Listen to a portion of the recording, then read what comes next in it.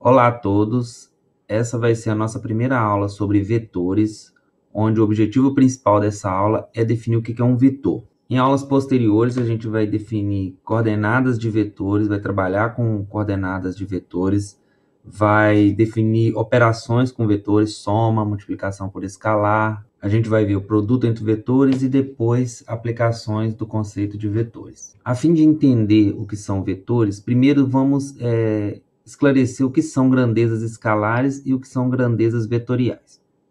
As grandezas escalares são conceitos que podem ser representados por números reais. Um escalar é um número real. Quando a gente fala um escalar, a gente quer dizer que é um número real. Exemplos simples de grandezas escalares são distância entre dois pontos, áreas, volumes, massa, tempo, densidade, temperatura.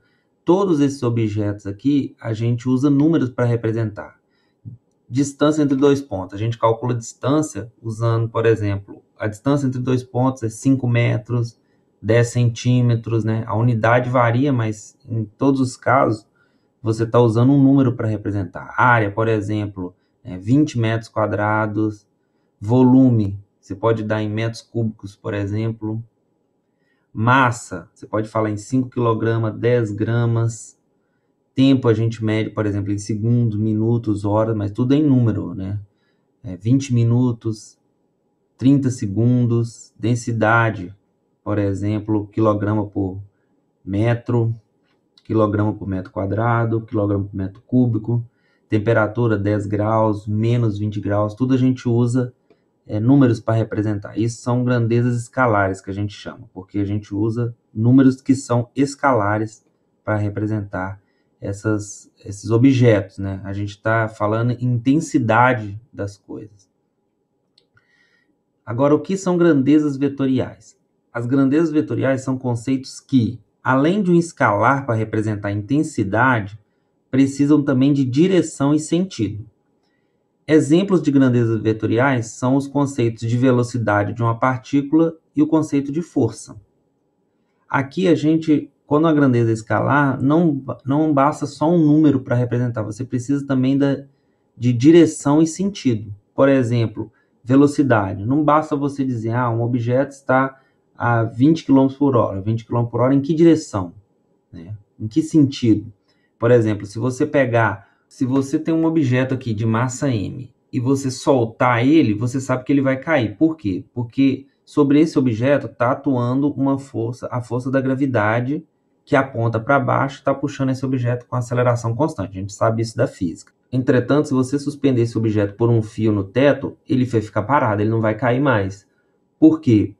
Porque você colocou um fio aqui e esse fio ele está fazendo uma força no sentido contrário de mesma intensidade da de cá. Então, você tem objetos, que é a força da gravidade e a força que a gente chama de tração desse fio, atuando sobre esse objeto com a mesma intensidade, só que em sentidos opostos. Para isso que vai servir o conceito de grandezas escalares. Então, vetor vai ser criado nesse sentido, para poder representar objetos que não são representados somente com intensidade, mas com direção e sentido. E aí, para definir esses objetos, a gente precisa de outras definições. O que é um segmento orientado e o que são segmentos equipolentes. Segmento orientado. Dados dois pontos A e B, designamos por AB o segmento de reta orientado percorrido de A para B. O ponto A é dito origem e o ponto B é dito extremidade. Bem, o que está sendo dito ali? Você tem dois pontos, A e B. A gente já viu que esse segmento aqui, a gente vai representar dessa forma.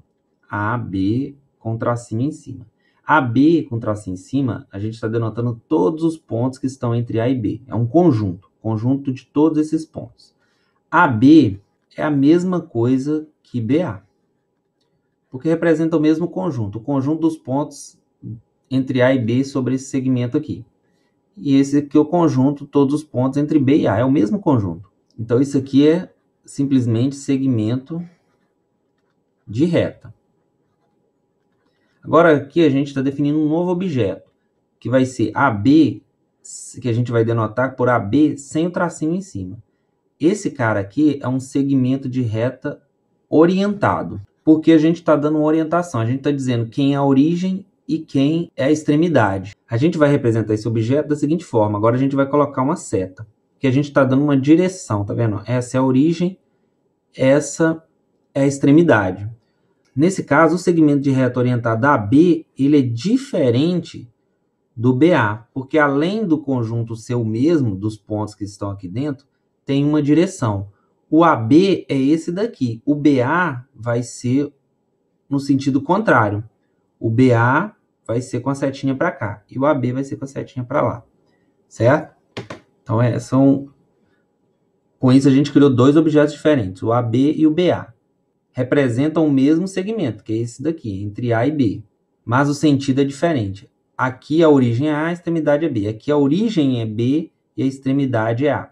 Bem, a partir disso daí, a gente vai definir o que são segmentos equipolentes, né? Lembra quando a gente define em geometria triângulos congruentes? Por exemplo, o que são triângulos congruentes? Se você tem um triângulo aqui, se você tem dois triângulos retângulos, que eles têm os lados com a mesma medida, lá em geometria, a gente diz que eles são congruentes. A gente vai definir uma coisa parecida.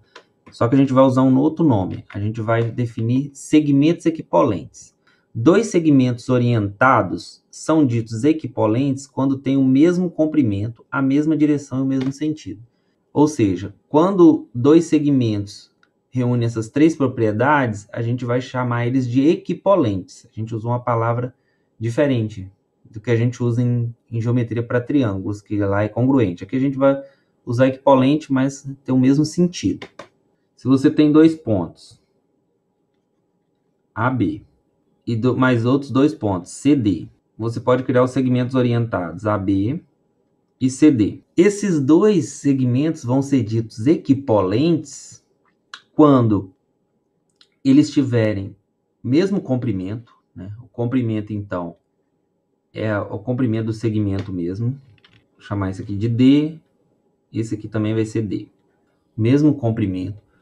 A mesma direção, o que significa ser a mesma direção? Significa que eles estão sobre retas paralelas, né? Se eu desenhar a reta completa, onde esse segmento está localizado, por exemplo, essa daqui, ela vai ser paralela a essa reta aqui.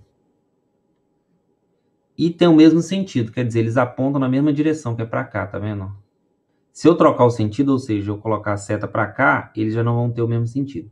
Quando eles satisfazem essas três propriedades, eles vão ser ditos equipolentes. E aí a gente vai criar uma notação para isso. Se os segmentos orientados AB e CD são equipolentes, escrevemos AB til CD, tá vendo? Isso significa que eles têm mesmo comprimento, mesma direção e mesmo sentido. E aí a gente vai acrescentar uma noção na nossa definição, que é a seguinte: um ponto é chamado um segmento nulo. Os segmentos nulos têm comprimento zero e não têm direção e nem sentido. Todos os segmentos nulos são considerados equipolentes. Aqui a gente está acrescentando o seguinte: se você pegar um ponto só, por exemplo, P, é como se você tivesse o segmento PP, né? Que é o segmento que vai de P até ele mesmo, digamos assim, né? Vou colocar entre aspas assim. Que não é um segmento no sentido que a gente conhece, mas a gente vai acrescentar esse ponto como um segmento orientado também, que a gente vai chamar de segmento nulo. O comprimento é zero, né? Óbvio, e não vai ter direção nem sentido. Isso vai ser importante para a teoria ficar redondinha. E aí, quando a gente tem dois segmentos que não satisfaz uma dessas propriedades, eles não são equipolentes, né? Por exemplo, se você pegar dois pontos aqui e olhar para esse segmento, e olhar para esse segmento orientado e olhar para esse, eles não são equipolentes, porque eles podem ter até o mesmo comprimento, mas aqui a direção é diferente. Esse está sobre uma reta e esse está sobre outra, que obviamente não são paralelas, né? Se você tiver dois com o mesmo comprimento, mesma direção, mas em sentidos opostos, também não é equipolente, né? Se você pegar dois, por exemplo, você pode pegar essa reta aqui, e você pega um segmento em cima dela, aqui assim, por exemplo, e você pega outro aqui assim, por exemplo, Eles também não são equivalentes. Estão na mesma reta, então eles têm a mesma direção, eles têm o mesmo sentido, mas eles têm tamanhos diferentes, então também não são equivalentes. Para ser equivalente, tem que ter as 3 características. Certo, vamos ver um exemplo numérico. Considere os pontos O00, A12, B igual a 21, C igual a 33, D igual a 30, E igual a 54, F igual a 70 e G igual a 40. Desenhe no plano os segmentos orientados OA, BC, DE e FG. Item B, quais desses segmentos são equivalentes? Então, aqui eu já desenhei, né? Marquei os pontos primeiro, ó. Ponto A, 1, 2. O ponto O é a origem, 0, 0. O B, 2, 1. O C, 3, 3. O E, 5, 4. O F está aqui, 7, 0. O G, 4, 0. E aí a gente tem todos esses pontos aqui. Vamos ligar os pontos e construir os segmentos orientados. OA vai de O até A, com a setinha no A, porque origem é O, extremidade é A. BC é esse, DE é esse e FG é esse. Aí a pergunta é, quais são equivalentes? Obviamente, o FG não vai ser equivalente a nenhum desses dois, porque ele está sobre o eixo OX, que é uma reta. E nenhum desses aqui é paralelo a essa reta. Então, esse já não vai ser equivalente a nenhum desses 3, que não tem a mesma direção. Esses 3 aqui têm a chance de ter a mesma direção, né? Parecem estar paralelos, a gente tem que verificar isso. Entretanto, a gente vê, é óbvio que o DE é muito maior que o OA e o BC. Então, ele não vai ser equivalente a nenhum desses dois, porque o tamanho dele é diferente. Os únicos que têm chance de ser equivalente é OA e BC, porque eles parecem estar paralelos e eles parecem ter o mesmo comprimento. O comprimento é fácil, a gente pode usar a função distância, né, para achar a distância entre esses pontos. Qual a distância do ponto A até a origem? A gente sabe calcular isso, né? O A tem coordenadas 1, 2. E a origem a gente sabe tem coordenadas 0, 0. Então, a distância entre O e A, a gente já sabe que é a raiz quadrada de 1 ao quadrado mais 2 ao quadrado, que é 4, que é igual a raiz de 5. E a distância de B até C vai ser o quê? B é o ponto 2, 1 e C é o ponto 3, 3. Então, a distância de B até C vai ser a raiz quadrada da diferença, né? 3 menos 2 vai dar 1, 1 ao quadrado é 1, mais 3 menos 1 é 2, 2 ao quadrado é 4, também é raiz de 5. Então, esses segmentos já têm a mesma distância, né? Agora, vamos ver se eles são paralelos. Isso é fácil de ver também. Veja que eu posso olhar para esse triângulo aqui, ó. Hipotenusa, um cateto e o outro cateto. E aqui também eu posso olhar hipotenusa, um cateto e outro cateto. Esse cateto de baixo aqui tem comprimento 1. Esse outro cateto aqui tem comprimento 2. Aqui também, ó. Esse daqui tem comprimento 1, vai do 2 ao 3. E esse aqui vai do 1 ao 3, tem comprimento 2. Então, o comprimento desse cateto é o mesmo desse. O desse é o mesmo desse. E eles são triângulos retângulos. Então, pela congruência lado, ângulo, lado, esses triângulos vão ser congruentes. Ou seja, os 3 lados têm o mesmo tamanho, a gente já verificou, né? Que esse lado aqui, ó, e esse é o mesmo tamanho. E esse ângulo aqui, então, vai ter que ser o mesmo desse ângulo aqui. Ou seja, esses dois segmentos fazem com uma reta horizontal aqui o mesmo ângulo. Portanto, eles são paralelos. Se eles são paralelos, têm o mesmo comprimento, e esse aponta para cá e esse também aponta para cá, eles são equivalentes. Assim, a resposta para a letra B é AB é equivalente a CD. E somente esses dois, os outros não são equivalentes. Com isso, a gente está pronto para definir o conceito de vetor. Ao conjunto de todos os segmentos orientados equivalentes, damos o nome de vetor.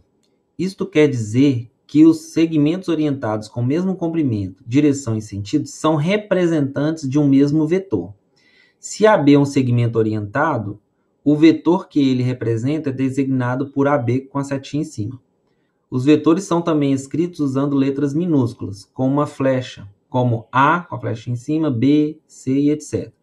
Ao comprimento de um vetor V, damos o nome de norma e denotamos por esse símbolo aqui, 2 barrinhas V, 2 barrinhas, para diferenciar do módulo, né? Que a gente tá chamando isso aqui de comprimento. aqui a gente está definindo o conceito de vetor. O que é vetor, então?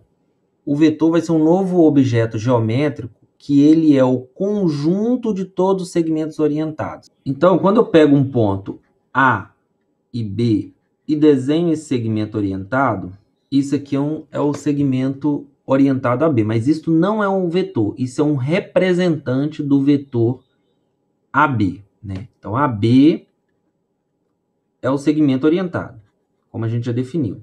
O que é AB, que a gente vai usar um símbolo com as flechinhas em cima? Isso daqui é o vetor representado por AB.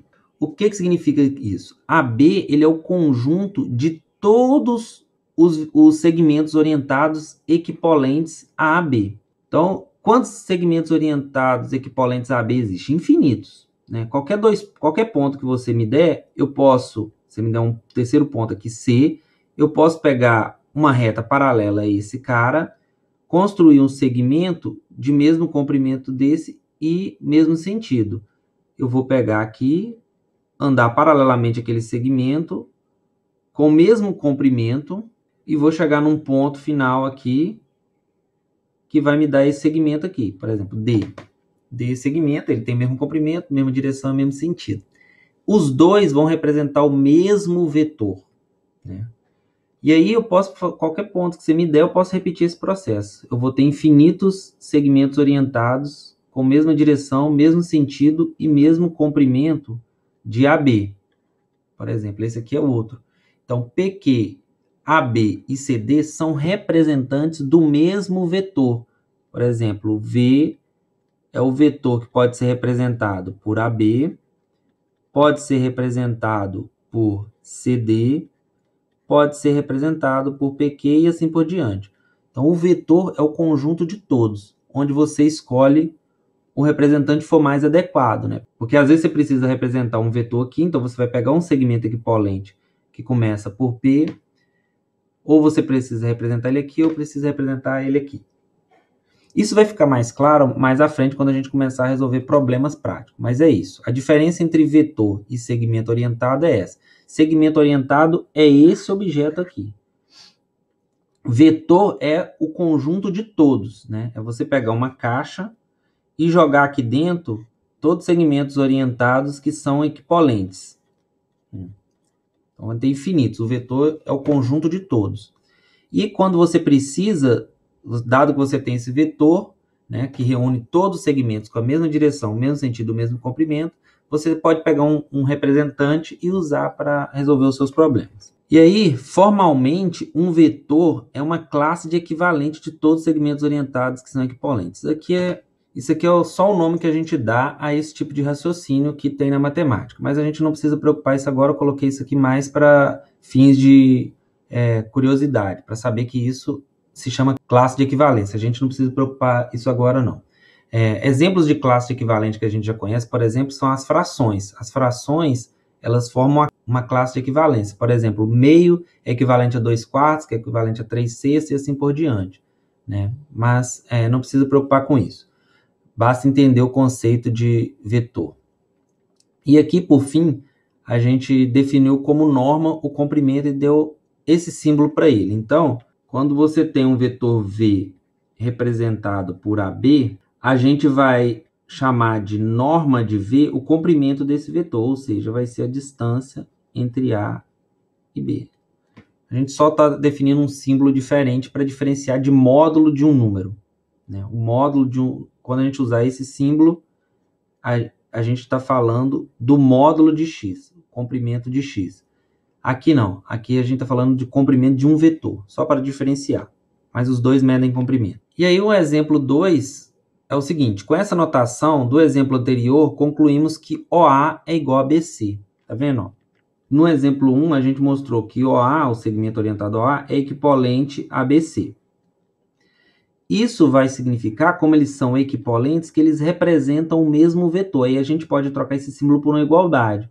O vetor OA, ou seja, o conjunto formado por todos os segmentos equipolentes a OA, é igual ao vetor BC, que é o conjunto de todos os segmentos orientados equipolentes a BC, né? Que vai dar o mesmo conjunto. Se eu pegar esse cara e jogar aqui dentro todos os equipolentes a OA, inclusive o BC está aqui dentro. E aqui, se eu reunir todos os equipolentes a BC, inclusive o OA aqui dentro, vai formar o mesmo conjunto. Então, agora sim a gente tem uma igualdade. E aí, para finalizar, vou deixar um exercício para vocês, que é bem simples. Considere os pontos do exemplo 1. Determine as coordenadas dos pontos H e I, tais que o vetor FG seja igual ao vetor DH e o vetor OA seja igual ao DI. Então, o que a gente está querendo fazer? OA, FG está aqui. FG está aqui. A gente quer encontrar um outro ponto novo, que a gente vai chamar de H, que vai construir o mesmo vetor que esse segmento FG constrói. Só que a origem desse segmento vai ser em D. Então, qual é o ponto H que eu construo um segmento equipolente a FG? E a mesma pergunta para OA. A partir de D, quem vai ser o novo ponto que eu vou definir I, que vai construir um segmento equipolente a OA, a partir de D? Bem, dá uma pausa aí, tenta pensar, que eu em seguida vou mostrar a resposta. Aqui a gente tem a resposta. O ponto H vai ser a própria origem, né? Porque para o FG e o DH serem equivalentes, eles têm que ser paralelos. Como o D está sobre o eixo OX, esse segmento tem que estar sobre o eixo OX, e você tem que andar nessa direção aqui, nesse sentido, para ter o mesmo comprimento desse. Ou seja, esse comprimento aqui tem 3 unidades, ó, 1, 2, 3, então você vai andar 3 unidades para cá e vai encostar no O. Então, o H é igual ao O. Esse daqui você tem que andar nessa direção e nesse sentido, né? E aí a gente vai andar nessa direção. Então, eu vou andar 1 para cá e 2 para cá para ter o mesmo comprimento desse cara aqui. E aí, o I vai ser 4 e 2. Com isso, a gente encerra a nossa aula. Lembrando que a gente vai continuar falando sobre vetores. A princípio, o conceito parece ser difícil mesmo, não se preocupe com isso. A gente vai trabalhar, vai definir operações, coordenadas, e vai ficar mais simples de trabalhar. O importante é entender o conceito, e aí a gente vai estudando mais para frente. Isso é muito parecido com o conceito de fração. Quando você viu a primeira vez, aquilo não pareceu normal, não pareceu natural, pareceu bastante difícil, para todo mundo é assim. Mas à medida que você vai aprendendo a operar com frações e tudo, isso vai ficando mais simples e mais natural. Com vetores vai ser a mesma coisa. Então, espero que vocês tenham gostado e até a próxima.